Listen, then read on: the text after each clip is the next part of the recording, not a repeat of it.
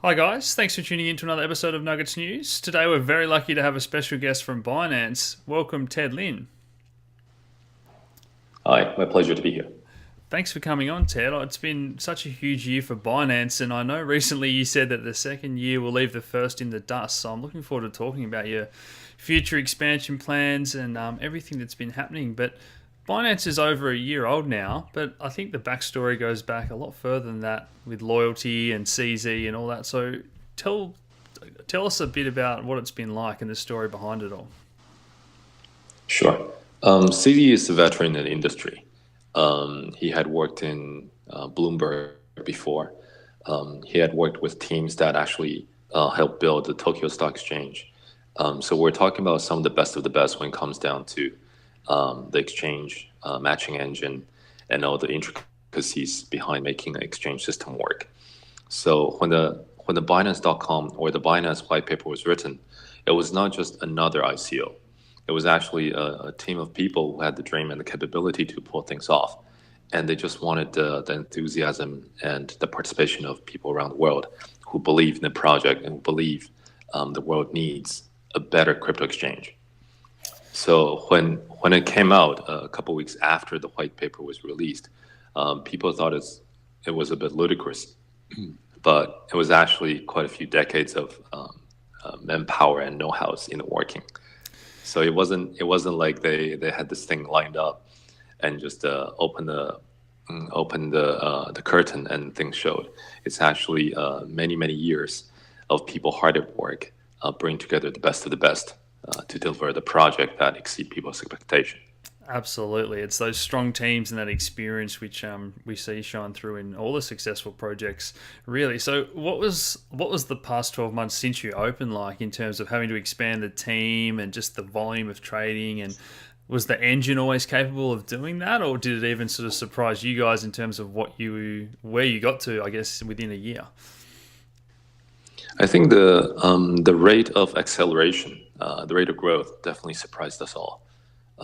We were expecting more of a linear as we impress more people, people would tell more people, so the word of mouth, organic type of growth. But the hockey stick definitely came in a lot faster than we thought. If you look back, even if you tried to Google, Binance didn't really do much marketing. If marketing is supposed to be by the way of inorganic, arbitrary sponsorship or creatively sending out different permutation of message for the sole purpose of going through that funnel, we didn't actually do much of that. It was pretty much sticking our head to making a product better, taking care of its users, beefing up the customer service side of things, and the rest just came naturally.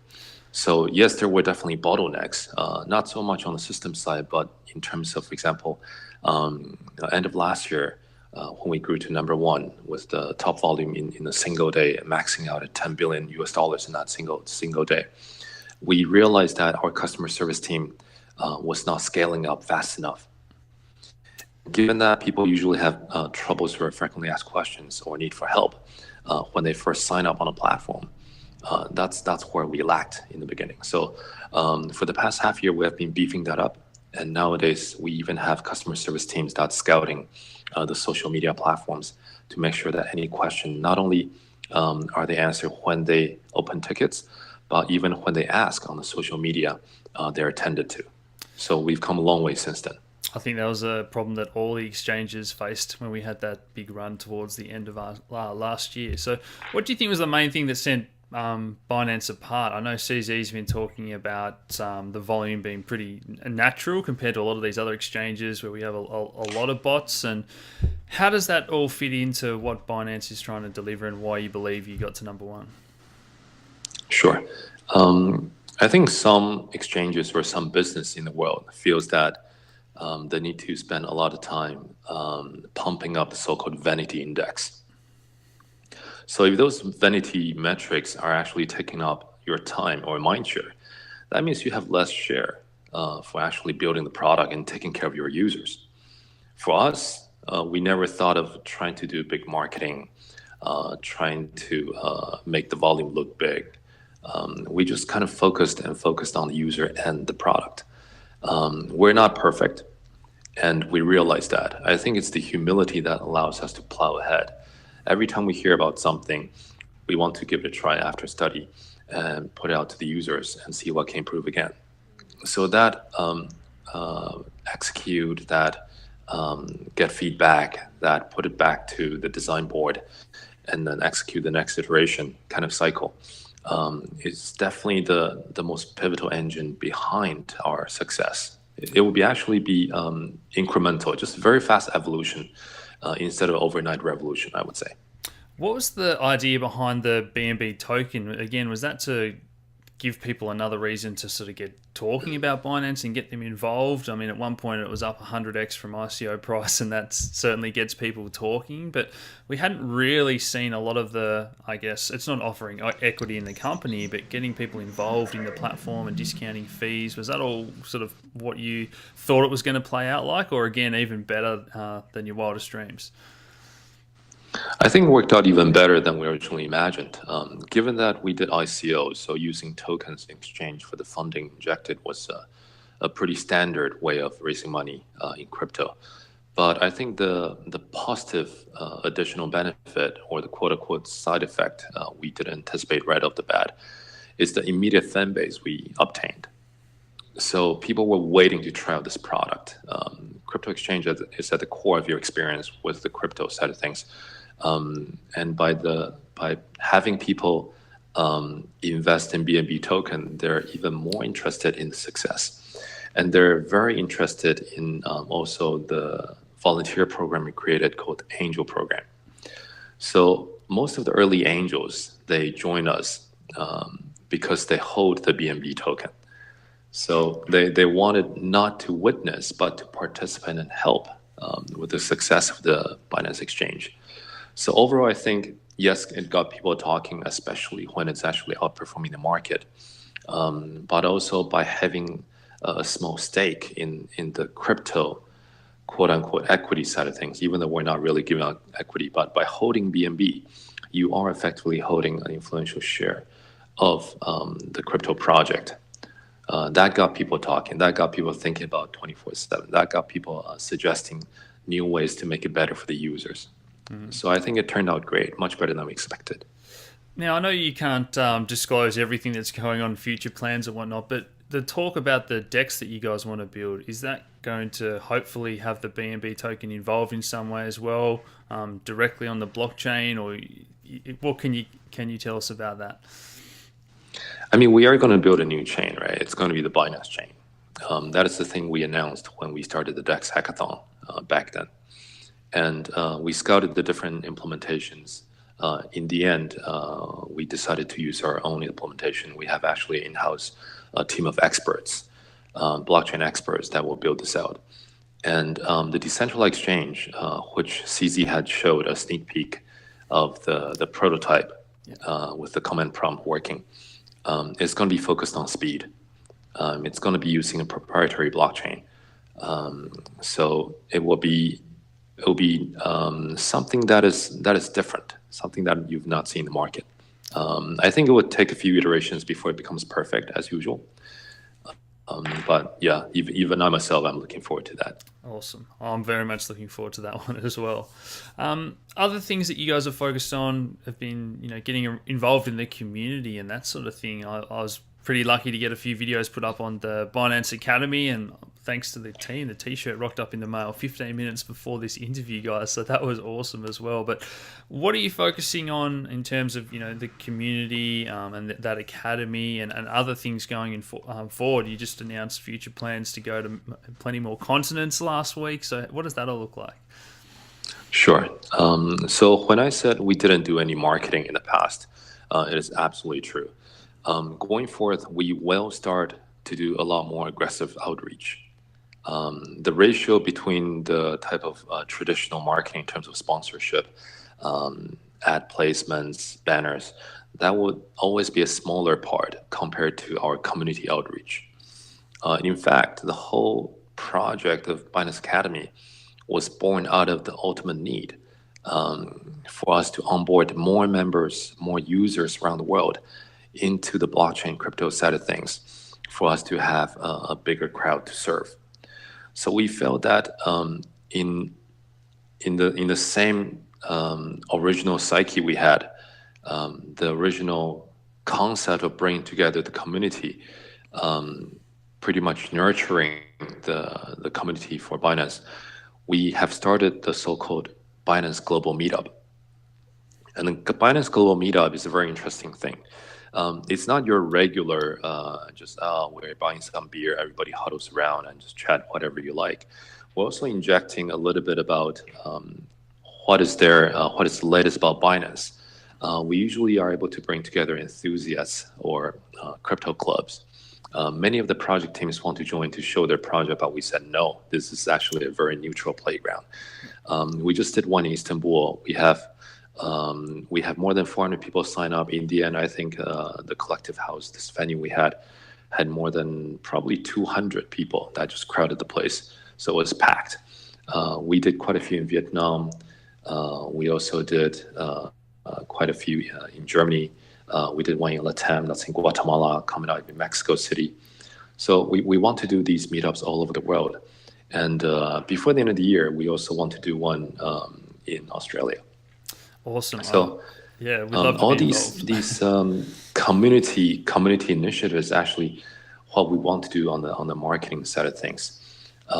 So if you ask what our future plan is, our future plan is to have more services to cater to more people and for us to deliver that firsthand to more corners of the world. And for the people at home saying, if there's a Binance Australia exchange, what's the difference to having their usual Binance account? Is the goal for you guys to maybe list more local projects in all these different countries around the world?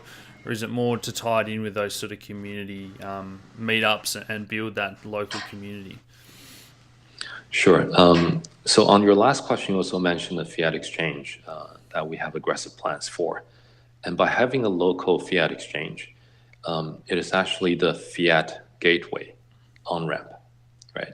So Binance.com will always be the Binance.com, which is the crypto-to-crypto exchange. We will continue to list quality projects, quality tokens, and coins. That will not change. But the fiat exchanges allow a much better, a more convenient, secure on-ramp and off-ramp for the local fiat currency. For example, by the time the Singaporean one is up and running, it will be a on-ramp for Singaporean dollars to be exchanged for Bitcoin, for example, and vice versa.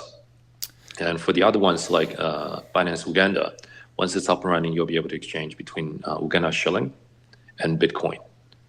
So these kind of on-ramp and off-ramp is very important to facilitate more people coming into the crypto side of things. But it will not mean that it will list the tokens of that specific region. If it's quality project from that specific region, it will be considered for listing on the Binance.com, as always. Awesome. Fantastic to see. There's another question we had about margin trading, and a lot of people sort of getting pretty obsessed with BitMEX and other those platforms. Is there any plans for that, or is that something that's not the best return on time spent for Binance's expansion plans at the moment? Sure. So margin is always something we talk about internally. It's just like one of the many priorities we juggle at the same time. At this point in time, we are not that much into monetization strategy. We're more about acquisition, right? So which decision will allow us to onboard more of the world's population into the crypto world, allow them to witness and understand blockchain and how disruptive and positively influential it can be. And if you imagine just a very simple one between fiat exchanges and margin, the answer will be very easy to spot, and that is the fiat on-ramp. Margin will allow us for sure to have more trading fee, but it will not allow us to onboard much more of the world's population into the crypto side of things. Yeah. Cool. That's great. I think that's the right way to have your priorities around as well. What are the countries that excite you most, or is there ones like Australia? Is that pretty regulation friendly? We saw sort of China and South Korea take a step back. Are you guys still focusing on looking at bringing the people from those countries in, or what's the most exciting countries that you're sort of focusing on? I think the most exciting ones are the up and coming. There are many countries that are already big for any kind of crypto players, whether you're trying to do an ICO or you're trying to start a project or for exchanges. Those would be big sources of revenue. US definitely will be one of the bigger ones. And I think many of the up and coming are the ones that are not currently on people's number one, but should be growing quite fast.